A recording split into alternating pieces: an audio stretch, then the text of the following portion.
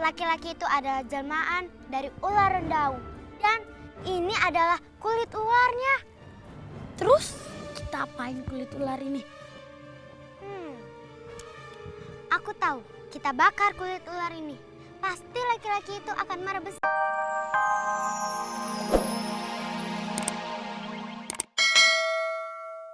Besoknya dia pulang lagi, dia balik lagi ke dalam gua itu dan akhirnya dia tinggal di sana. Dia akhirnya menjadi istri dari si ular endaung ini. Tapi ternyata nih, karena si ular endaung ini belum pernah tinggal sama, si bungsu ini belum pernah tinggal sama ular endaung. Nah, ternyata pada malam hari si ular endaung ini tiba-tiba berubah. Wah, dia berubah wujudnya menjadi orang laki-laki yang gagah dan juga ganteng. Dan dia ternyata adalah seorang pangeran. Wah, si bungsu kaget. Wah, kok tiba-tiba ularnya? Tapi yang ada di hadapannya dia ini ada sosok laki-laki yang ganteng. Nah, akhirnya diceritain bahwa ternyata ular endaung ini adalah seorang pangeran yang dikutuk oleh pamannya karena pamannya itu serakah dan ingin mengambil tahta dari si pangeran ini. Nah, jadi si pamannya ini ya, karena dia ini jahat dan dia mau ngambil kedudukannya si pangeran, maka dia mengutuk si pangeran ini menjadi seekor ular dan akhirnya dia dibuang ke dalam gua. Siapa kau? Mengapa kau berada di gua ini? Tenang, kau jangan takut. Aku adalah ular endaung suamimu. Perkenalkan, aku adalah Pangeran Abdul Rahman Alamsyah. Mengapa kau berubah menjadi ular penjaga gua di pagi hari? Panjang ceritanya. Sebenarnya ini adalah sebuah kutukan yang dilakukan oleh pamanku yang ingin berkedudukan sebagai raja. Gah, masa kita harus ke gua di puncak gunung? Itu tuh serem banget, Kak. Udah diam aja kamu. Kamu tinggal ngikutin kakak aja. Pokoknya kita akan pergi malam hari supaya nggak ketahuan.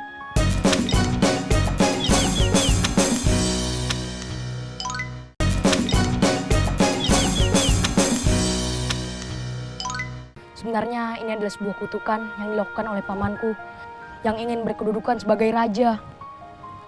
Coba, Kak Bonar mau nanya sama adik-adik di rumah. Adik-adik di rumah kalau misalnya jauh sama kakak atau adiknya, suka kangen nggak? Ica nggak suka kangen ya? Kangen ya? Kangen. Ah, ini juga sama nih. Jadi, ya, si kakaknya si bungsu ini, dua kakaknya bungsu ini, dia juga kangen. Dia penasaran, kok si bungsu nggak pulang-pulang ya? Nah, akhirnya mereka berniat untuk mencari tahu sedang apa si bungsu di tempatnya. Kira-kira seperti apa ya si bungsu setelah menikah dengan ular bodoh itu? Kakak, apa sih rasanya menjadi istri seekor ular? Bagaimana kalau kita cari tahu kehidupannya si bungsu? Gah, masa kita harus ke gua di puncak gunung? Itu tuh serem banget, Kak. Udah diam aja kamu. Kamu tinggal ngikutin kakak aja. Pokoknya kita akan pergi malam hari supaya nggak ketahuan. Malam hari? Gah, orang siang aja aku takut. Payah banget sih kamu. Pokoknya kamu harus nurutin perintah kakak. Ayo.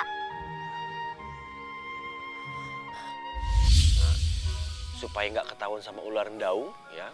Si kakak yang kedua ini perginya malam-malam nih adik-adik. Karena mereka pengen tahu nih. Mereka pengen tahu sebenarnya si bungsu ini masih ada, masih hidup apa enggak. Takutnya, iya supaya nggak ketahuan. Jadi biar dia bisa ngumpet-ngumpet gitu loh.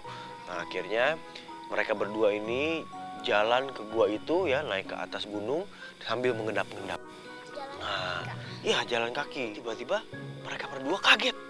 Karena malam-malam itu kan saatnya si ular endaung ini berubah menjadi orang. Wah, begitu mereka lihat, loh, kok ternyata bukan ular. Yang ada di sana malah laki-laki yang ganteng, seorang pangeran sama si adiknya yang bungsu ini nih adik-adik. Wah, si kakaknya ini yang dua bingung. Kok bisa ya ada pangeran yang hidup sama si bungsu ini bukannya si ular endaung. Nah, terus begitu mulai nih, ternyata dua kakaknya ini merasa iri. Nah, nggak boleh ya padahal ya. Jadi kakaknya ini merasa iri, ternyata si bungsu ini hidup enak sama laki-laki ganteng, sama suaminya ini.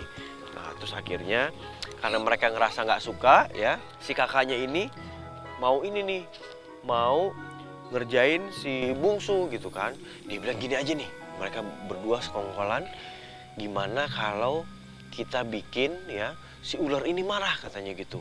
Dan dia marahnya itu sama si bungsu. Caranya gimana? Kata kakaknya yang satu. Dia bilang, oh iya, jadi gini, mereka berdua ini lagi cari akal, tiba-tiba mereka ngelihat ada tumpukan nih di salah satu sudut gua itu. Oh, ternyata itu tumpukannya setelah dilihat itu adalah si kulit ular. Kak, lihat.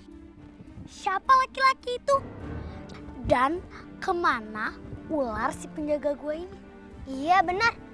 Kemana ular rendaung itu? Ih, lihat Kak, kulit ular ini. Aku tahu, pasti laki-laki itu adalah jelmaan dari ular rendaung. Dan ini adalah kulit ularnya. Terus kita apain kulit ular ini? Aku tahu, kita bakar kulit ular ini. Pasti laki-laki itu akan marah besar. Dan si bungsu akan ditinggal sendirian. Atau malah diberi hukuman. Ayo. Jadi kita bakar aja kulit ularnya itu. Kalau kulit ularnya ini kita bakar, pasti kan ularnya itu marah katanya gitu kan. Si pangeran itu marah. Nah, pastinya dia akan menyalahkan si bungsu gitu. Akhirnya nih adik-adik, mereka berdua ambil api gitu ya, bikin api, terus nih si kulit ularnya itu mereka bakar. Wah, dengan harapan si ularnya itu akan marah sama adik bungsunya ini dan adik bungsunya ini akan diusir gitu. Bagaimana kalau kita bakar? Ayo, ayo bakar.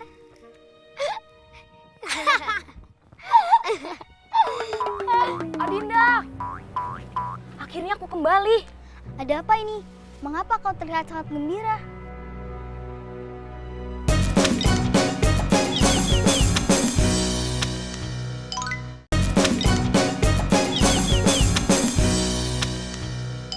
Bagaimana kalau kita bakar? Ayo, ayo bakar.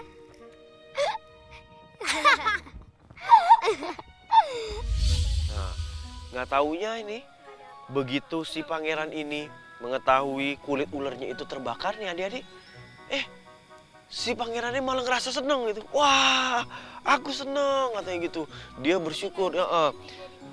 Jadi ternyata nih adik-adik, kalau ada orang yang ngebakar kulit ularnya itu ya secara ikhlas, secara tulus gitu, maka secara otomatis kutukan dari pamannya itu akhirnya otomatis menghilang. Adinda, akhirnya aku kembali. Ada apa ini? Mengapa kau terlihat sangat gembira? Kau lihat ini, sihir itu hilang. Apa arti jika sihir itu hilang? Aku akan menjadi manusia selamanya. Sihir paman itu akan sirna jika ada orang secara sukarela membakar kulit ular ini. Apakah kau senang, Adinda? Aku senang.